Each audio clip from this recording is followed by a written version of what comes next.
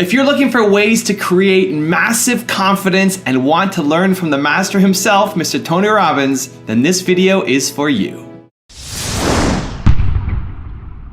What's up, Believe Nation? It's Evan. My one word is believe, and I believe in you. I want to see that amazing thing that you have inside you be unleashed onto the world. And I started the Mentor Me series to try to learn from people who've done more than us so we can learn from them, aspire to be similar to them, get some of their beliefs, their value system, their mindset, their work routine into ourselves to help us be the best version of ourselves. So today we're going to learn from Tony Robbins on how to create massive confidence. Mentor me, Tony.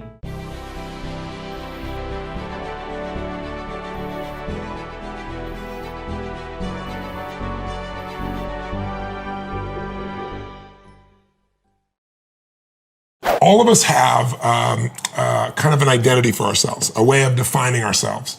And human beings don't usually stray from that. So if you consider yourself to be a conservative person or a shy person, I know the way you move to some extent. I know the facial expressions, the gestures, the way you use your body.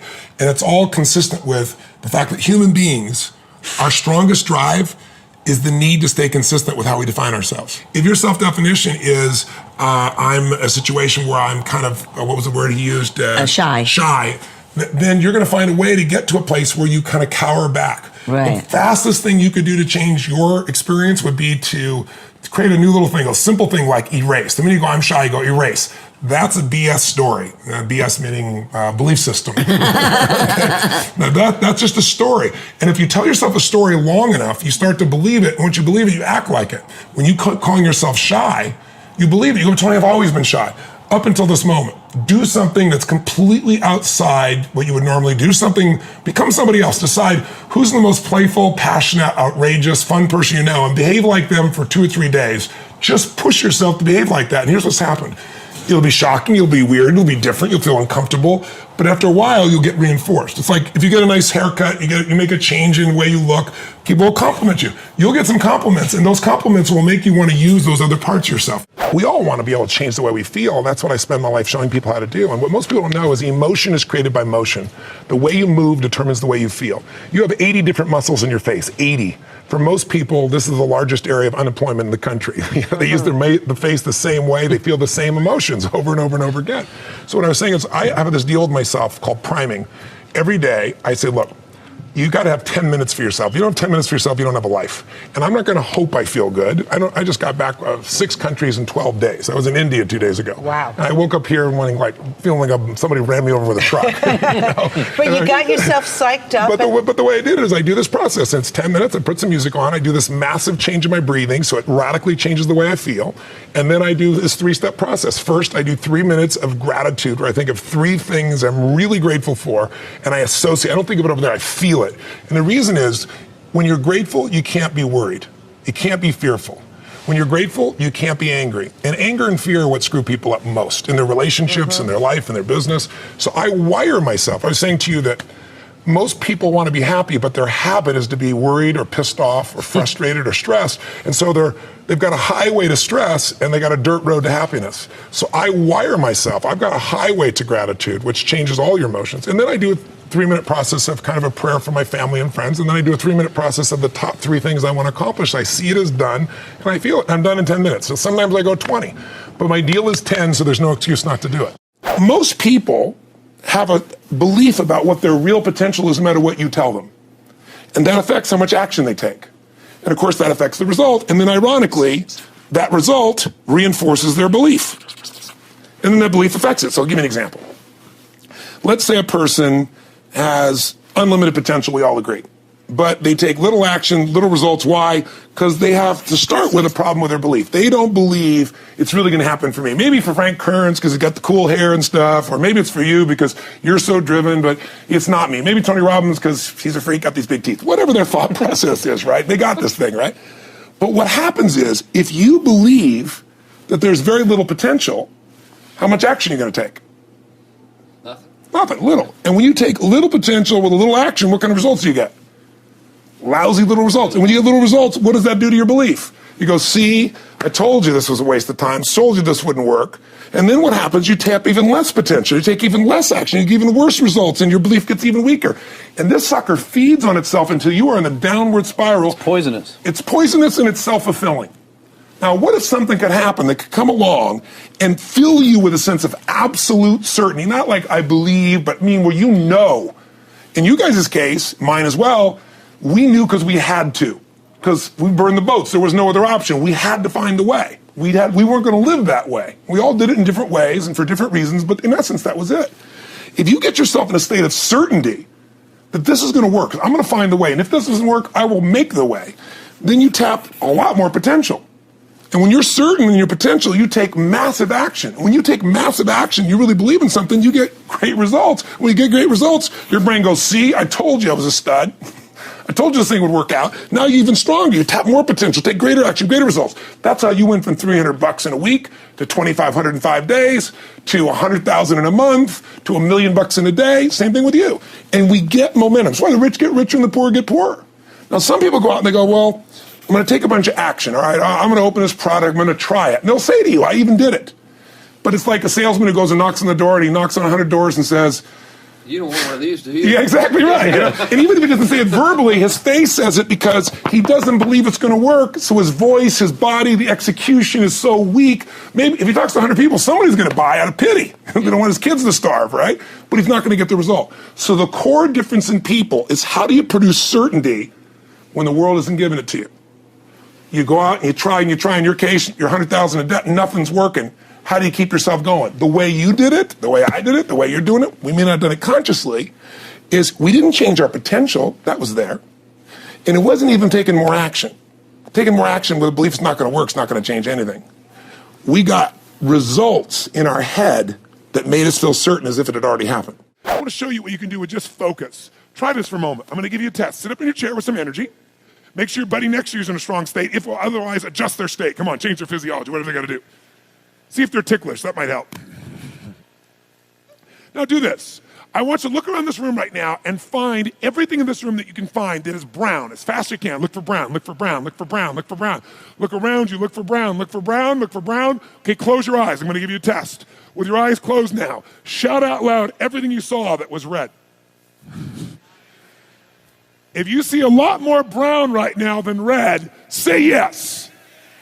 Open your eyes. Look for red now. I want you to really look for red. Look for red, look for red, look for red. Anything you can find that's red, look for red. All around you, look for red. Raise your hand if you found more red this time and say I. Why did you find more red this time? Because seek and you shall. That's right. Whatever you focus on, you're going to find it. In fact, let me tell you something. You'll even find it when it's not there. How many saw burgundy, called it red, just so you could have more things you counted? Raise your hand, say aye, come on. See, whatever you're looking for, you're going to find. So if you want to change your life, my friends, you got to change your physiology and you got to change your focus. By the way, how fast can you change that stuff? How fast, my friends? How fast? How fast? Come on.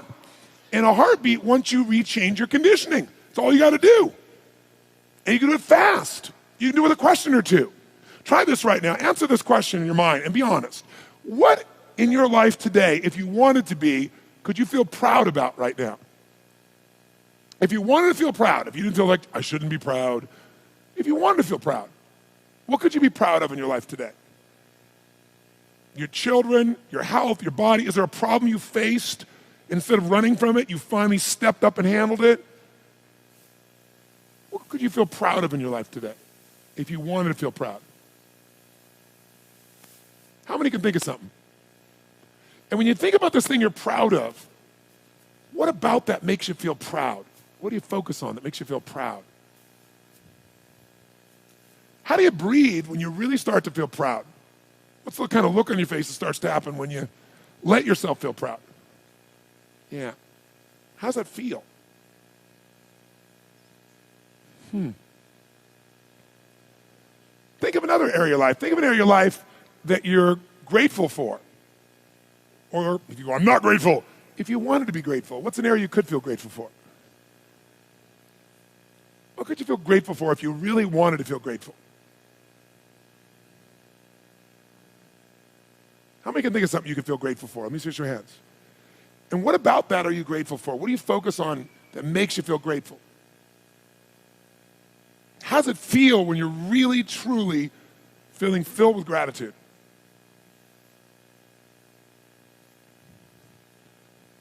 Here's one. If you wanted to be excited about your life right now, and you were willing to be excited, you're willing to buck everybody else's trend, what could you feel excited about in your life if you wanted to feel excited? What could you get excited about if you really focused on it and you really took it in? And you weren't in a negative place. What could you get excited about if you wanted to be excited in your life? What could you get excited about? How many of you can think of something you feel excited about right now? Raise your hand. Let me see your hand.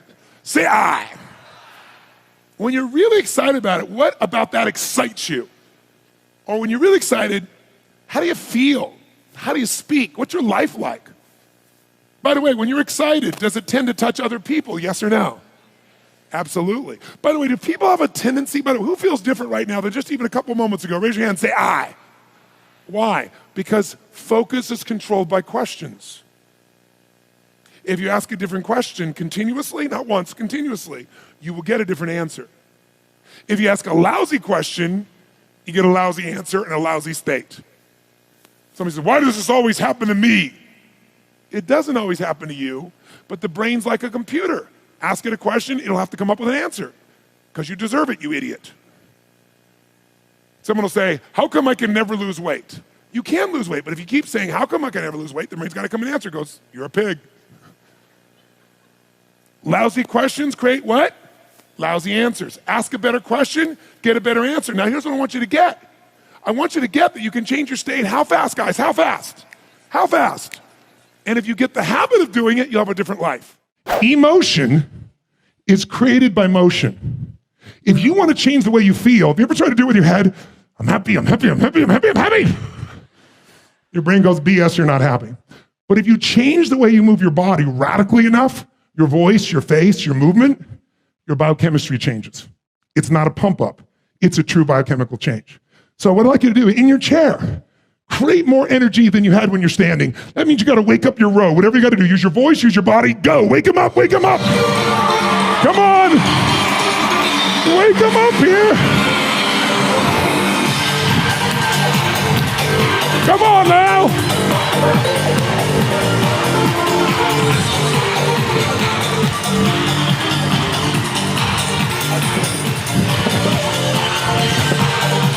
Whoa! That's it. Now don't let it go. Sit up in your chair. Show the people beside you what a peak state looks like by your example. Just show them. If you find your passion, you're going to have this tremendous energy. It's sustainable energy. But momentum requires you always do the next thing to keep the momentum going. And the reason you get yourself in a passionate place is so that you change your life, and the only thing that changes your life is making a decision. So while you're in this passionate state, that's where you make decisions. You don't make decisions when you're like, oh, I don't know, what do you think? All right, let's decide. If you make a decision in a state without momentum, if you make a decision from a place where there's no passion, you are not going to get momentum. It'll kill momentum. It's decide, commit, and resolve.